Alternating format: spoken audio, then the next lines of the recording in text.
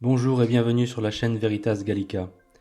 Aujourd'hui, nous allons célébrer l'entrée en scène de nos ennemis et des ennemis de la France à visage quasi découvert.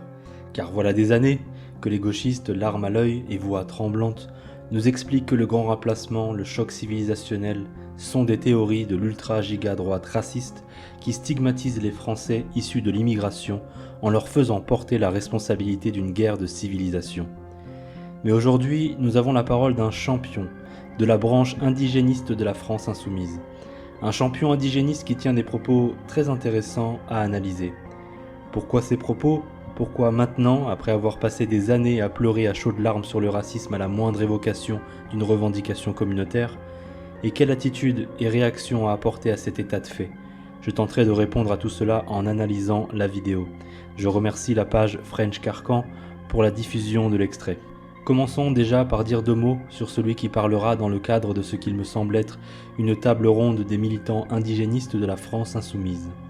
Il s'agit de Yazid Harifi, un jeune fils de diplomate marocain diplômé d'HEC Paris et qui se présente comme une victime perpétuelle de la discrimination raciale française alors qu'il a grassement bénéficié de tous les avantages liés à sa position sociale et aux écoles prestigieuses qu'il a fréquentées. Ce qui me donne un contre-argument contre ce qui est parfois postulé à droite et à gauche sur l'importance de l'élévation sociale comme facteur d'assimilation. Certains semblent penser que si nous parvenions à élever socialement les populations immigrées et descendantes d'immigrés, alors inévitablement ces mêmes populations, par maturité intellectuelle et par reconnaissance et gratitude, s'assimileront naturellement à la culture française et feront partie, à part entière, de son élite. Sauf que ce n'est pas le cas pour certaines populations, et cet exemple nous montre bien qu'il y a d'autres facteurs qui entrent en jeu. Le plus important d'entre eux, d'après moi, et j'aurai l'occasion d'en reparler, c'est évidemment la religion et son impact majeur sur le rejet total de la civilisation occidentale. C'est pourtant ce facteur religieux qui est trop souvent malheureusement écarté des analyses et des débats, y compris à droite. Commençons donc la vidéo. Bonjour à tous, salam alaikum. Camarades, collègues, amis, frères, sœurs de lutte. Déjà, le discours commence par une salutation en arabe, ce qui n'est pas anodin et qui marque directement le camp civilisationnel auquel appartient Yazid, puisque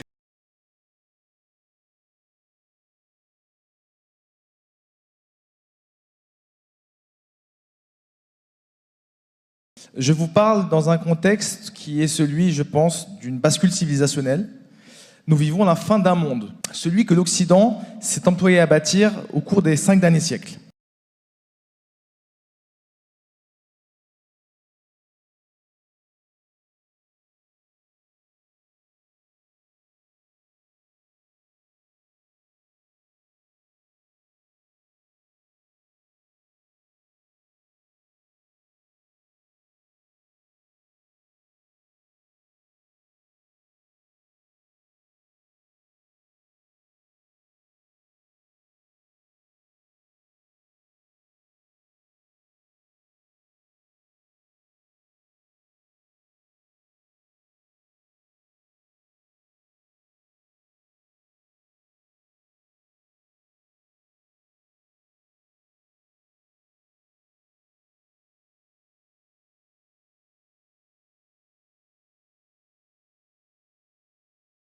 Que font les sociétés occidentales, et en particulier la française?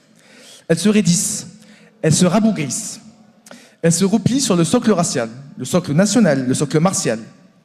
bon déjà, il va falloir se mettre d'accord. Soit on critique l'expansionnisme colonisateur de l'Occident, soit on critique son rabougrissement, mais c'est soit l'un soit l'autre, sinon on ne comprend plus rien à nos propos. Mais je pense que ce que veut dire Yazid, c'est qu'après l'expansion est venu le rabougrissement et le repli racial. Le repli racial que dénonce notre indigéniste est pourtant le fruit même de son discours et de son positionnement idéologique. Voilà des années que la France, comme d'autres pays occidentaux, se place dans une posture de repentance permanente, de demande d'un pardon pour la colonisation auprès de populations qui réclament vengeance. Des années de propagande gauchiste suicidaire qui présente l'homme blanc comme un démon et l'autre avec un grand A comme une richesse et une quasi-idole. Des années que le français moyen a fait l'expérience pour le moins contrastée du vivre ensemble, qu'on lui a pourtant vendu comme un paradis terrestre multicolore. Des années qu'il constate que ça ne fonctionne pas, qu'il a beau s'excuser, se rabaisser, il sera toujours perçu comme un affreux colonisateur raciste. Des années qu'il constate au contraire que l'identité ethnique et même parfois raciale est pourtant exaltée chez d'autres populations. On parle de fierté noire, de la fierté algérienne. De son côté, il a peur qu'on le montre du doigt s'il ose sortir son drapeau bleu-blanc-rouge. Après tout ce matraquage, cette constatation évidente que le projet du vivre ensemble est en réalité une fumisterie, il est totalement logique que le français opère un repli identitaire. Lui qu'on a coupé de ses racines, il sait qu'il aura besoin de ses racines pour se tenir solidement face à la bourrasque vengeresse qui menace de s'abattre sur le pays. Et il a raison, avoir des racines, les revendiquer, c'est la meilleure façon de tenir sur ses deux jambes. L'affirmation ostensible et vengeresse des immigrés extra-européens renvoie l'homme français devant son miroir et à se poser des questions. Mais qui suis-je ? Suis-je ce méchant colonisateur raciste que ces gens présentent ou suis-je autre chose ? Qu'est-ce qui fait ce que je suis ? Quelle est mon histoire ? Ce repli identitaire est totalement salutaire et c'est bel et bien vous, cher Yazid, qui l'avez provoqué avec votre idéologie. Soyez-en remerciés. Une fuite en avant qui est autoritaire et raciste chez nous et qui prend déjà la forme de la guerre généralisée, voire du génocide. Cher Yazid, s'il y a un génocide en France, il ne sera pas le fait des Français autochtones contre les Français issus de l'immigration. Ceux qui souhaitent aujourd'hui la guerre civile sont ceux de votre camp, qui menacent de mettre les rues à feu et à sang dans le cas d'une victoire du RN aux prochaines élections. D'ailleurs, la menace à la guerre civile sera votre principal levier de chantage dans les prochaines années et les responsables politiques le savent. Voilà pourquoi vous pouvez déblatérer des propos totalement racistes vis-à-vis des Blancs et même appeler à leur disparition sans encourir de sanctions. Le peuple qu'on essaye de faire disparaître, cher Yazid, c'est bien le peuple français. On l'a déchristianisé, on l'a diabolisé, on a détruit la famille et la figure du père. Résultat, beaucoup de Français ont honte d'être Français, sont déracinés, ne veulent plus faire d'enfants. Regardez donc les campagnes faisant la promotion du No Kids, ou celles concernant la vasectomie, et dites-moi si elles concernent des Blancs ou des extra-européens. La France, c'est aussi près de 300 000 avortements par an. Le génocide, il est dirigé contre la population française, cher Yazid. Et ceux qui le veulent, ce génocide silencieux, eh bien c'est vous, pour des raisons d'hégémonie religieuse, et vos alliés de circonstance, les gauchistes, qui ne resteront pas trop sur vos pattes, car ils portent en eux le désir suicidaire de disparaître, et de voir toute la France disparaître avec eux. L'ambition des puissances vieillissantes et de leurs élites tient aujourd'hui en une phrase, une expression. Sauver les meubles. Préserver coûte que coûte la place de la blanchité en première classe, sur un Titanic humain qui est déjà en train de chavirer. Bah oui, cher Yazid. Des Blancs tentent de survivre car ils se savent menacés de disparition. Il est naturel pour un peuple ou une ethnie de vouloir se sauvegarder. C'est l'instinct de préservation le plus basique qu'il soit. On pourrait penser que quelqu'un utilisant le terme d'indigéniste pourrait être contre la disparition d'une population autochtone, mais apparemment, ça ne dérange pas trop tant que cette population est blanche. C'est dans ce monde crépusculaire, qui dégage une forte odeur de générique de fin, qu'interviendrait une éventuelle victoire de Jean-Luc Mélenchon. Yazid insiste là sur la fin de la civilisation blanche, en particulier en France, puisqu'il parle juste après de Jean-Luc Mélenchon. Il a même du mal à cacher sa volonté de voir cette fin arriver d'ailleurs. Donc on comprend que la victoire de Jean-Luc Mélenchon est dépendante ou concomitante à la disparition de la blanchité, autrement dit du français autochtone en tant que réalité sociologique et politique. Autrement dit, la victoire de Mélenchon actera la fin du français autochtone. Que deviendra-t-il alors ce français autochtone ? Eh bien, Mélenchon, qui sera très vite remplacé, s'il veut rester cohérent idéologiquement, ne sera peut-être pas contre un statut, disons, spécial pour les Français de souche. La conversion à l'islam serait peut-être déjà un signe notable d'une déblanchisation, et le français pourrait alors retrouver une partie de ses droits. Mais pour le français qui s'obstinerait à vouloir survivre et à rester catholique, je ne sais pas moi, peut-être un impôt spécial qui s'appellerait Jizya. Une idée comme ça, en passant. Il nous appartient à tous, ici, et puis au-delà, de prendre conscience de ce que cela veut dire que de remporter une élection dans un tel contexte. Et de prendre les mesures de l'urgence qui va être la nôtre à savoir celle de contribuer de manière décisive à la chute de la citadelle occidentale, de l'intérieur. C'est notre tâche. C'est la tâche d'un éventuel pouvoir insoumis. C'est cela le sens de notre combat, il me semble. Cesser d'être les complices d'un monde à l'agonie pour en devenir les fossoyeurs les plus déterminés. Désoccidentaliser la France, donc.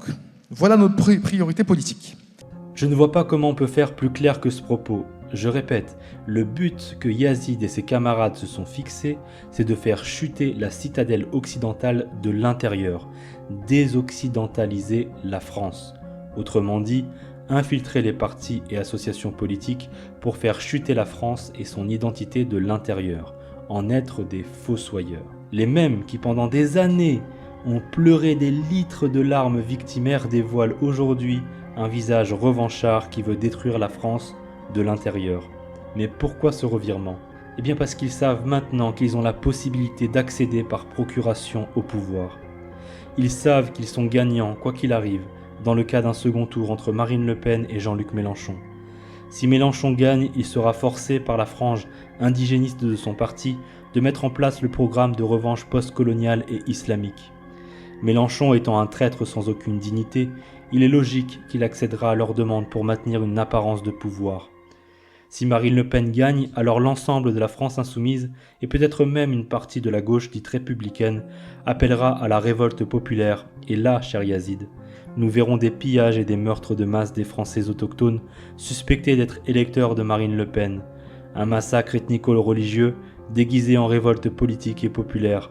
Voilà votre plan B. Si Mélenchon n'arrive pas au second tour, Yazid et ses amis pourront toujours agiter la menace de la guerre civile pour éviter à tout prix que le système ne change, à défaut de leur revenir, car le système leur est grandement favorable par sa lâcheté politique. Beaucoup à droite sont au courant du concept de séparation des terres dans l'islam, à savoir la terre de la paix, c'est-à-dire un territoire qui est régi selon la religion islamique, et la terre de la guerre, qui est toute terre sur laquelle les musulmans peuvent être appelés à faire le djihad, l'expansion islamique selon plusieurs formes plus ou moins violentes.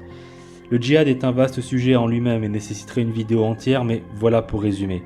Donc beaucoup dans le camp identitaire sont familiers avec la notion de taqiyya, qui consiste dans un pays non musulman dans lequel l'islam est minoritaire à dissimuler certains aspects de la religion, notamment la partie hégémonique de l'islam, pour avancer ses pions de manière discrète.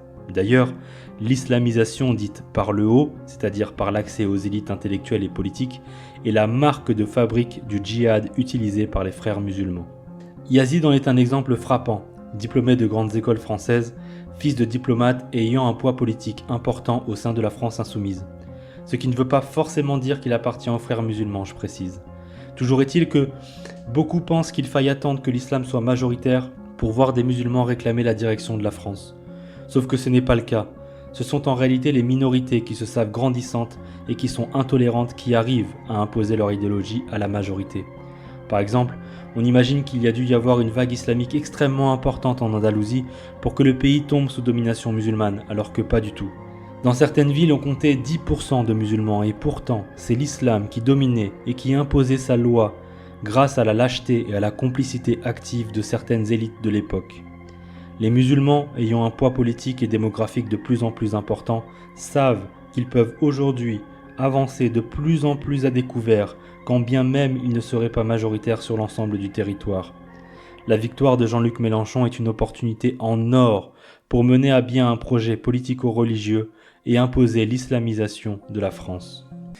À l'échelle de la nation, en France, il s'agit de joindre le geste égalitaire à la parole, en réhabilitant pleinement les héritiers de l'esclavage et de la colonisation. Oui, l'islam est une facette à part entière de l'identité française en 2026.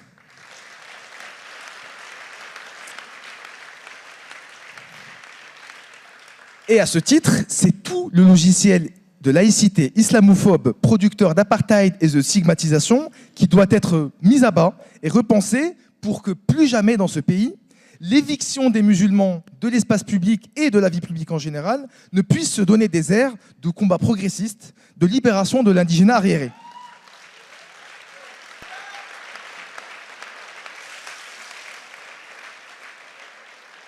Réhabiliter les héritiers de l'esclavage et de la colonisation. Sous quelle forme, cher Yazid ? Sous un statut politique particulier ? Est-ce que ces héritiers de l'esclavage et de la colonisation auront des droits et libertés supérieurs aux Français autochtones, jugés responsables de cet esclavage et de cette colonisation ? Et quelle forme prendra la reconnaissance de l'islam comme facette à part entière de l'identité française ? En l'inscrivant dans la Constitution ? En déclarant l'islam comme religion d'État ? D'ailleurs, c'est évidemment faux. L'identité française est catholique, cher Yazid, et le catholicisme et l'islam sont fondamentalement incompatibles, et vous le savez très bien. Mais vous savez aussi que la France est aujourd'hui déchristianisée par le travail colossal de vos alliés depuis la Révolution dite française, qui, en voulant faire disparaître le christianisme en France, ont permis son islamisation. Un merci donc à nos amis laïcards anticléricaux, à l'image de Jean-Luc Mélenchon, qui n'en pouvait plus de voir une France chrétienne et qui s'est allié à l'islam. L'islam a été utilisé comme une arme de circonstance pour mettre définitivement fin à cette France chrétienne que ces gauchistes détestent, sauf que cette arme se retournera contre eux. Une partie d'eux en est pleinement consciente et ne désire que cela. Mourir par les mains de la nouvelle France serait pour eux un sacrifice auto-expiatoire pour le mal causé par l'esclavage, la colonisation, etc. On voit donc des blancs, pour la plupart athées revendiqués, qui seraient donc considérés comme la pire race possible sous un État islamique, applaudir un musulman qui leur dit que l'islam doit être reconnu comme une facette de l'identité de la France. Chers gauchistes athées, bon déjà, convertissez-vous, c'est la plus belle chose qui pourrait vous arriver, et je prie pour cette intention. Ensuite, voyez un psy, réconciliez-vous avec votre père, je ne sais pas, mais anéantissez cette pulsion de mort qui vous ronge de l'intérieur et qui dirige votre autodétestation vers la détestation de la France et de son histoire. Réveillez-vous et voyez que vous n'êtes que des alliés de circonstance pour des gens qui ne vous verront que comme des traîtres à votre propre race et donc la pire espèce humaine possible. Écoutez ce que dit Yazid de grâce. Il pointe les progressistes qui s'opposent à la visibilité des musulmans sur l'espace public et politique. J'imagine qu'il fait référence au voile des femmes, voire même des fillettes, que certains à gauche critiquent. Il vous demande juste de la fermer et d'accepter l'islamisation, et vous applaudissez comme des phoques. Cet extrait montre également les limites évidentes de la laïcité et de la démocratie. La laïcité a été utilisée de manière virulente contre le catholicisme dans le but de le faire disparaître, et elle a permis dans le même temps de faire grandir l'islam. La liberté religieuse et la stricte neutralité ont permis à nos ennemis de faire prévaloir le nombre sur l'identité de la France. En raison de l'impossibilité d'admettre la supériorité d'une religion sur une autre, la France a dû concéder à l'islam l'existence et l'expansion inévitable de sa pratique sur l'espace public. La démocratie est la loi du nombre. Si les musulmans sont de plus en plus nombreux, leurs revendications communautaires sont de plus en plus considérées. Par conséquent, plus de musulmans égale plus d'islam, et ni la démocratie ni la laïcité ne peuvent l'empêcher. Nous devons donc à tout prix nous convertir la France et déclarer le catholicisme au moins comme religion d'État, lui permettant de fixer une limite stricte à l'existence et à l'expression de l'islam en France. La laïcité ne permettra pas de faire cela, elle permet en revanche l'expansion sans limite de l'islam. Je le dis et le répéterai autant qu'il le faudra, sans la composante religieuse, il est strictement impossible de résoudre cette guerre civilisationnelle qui nous attend.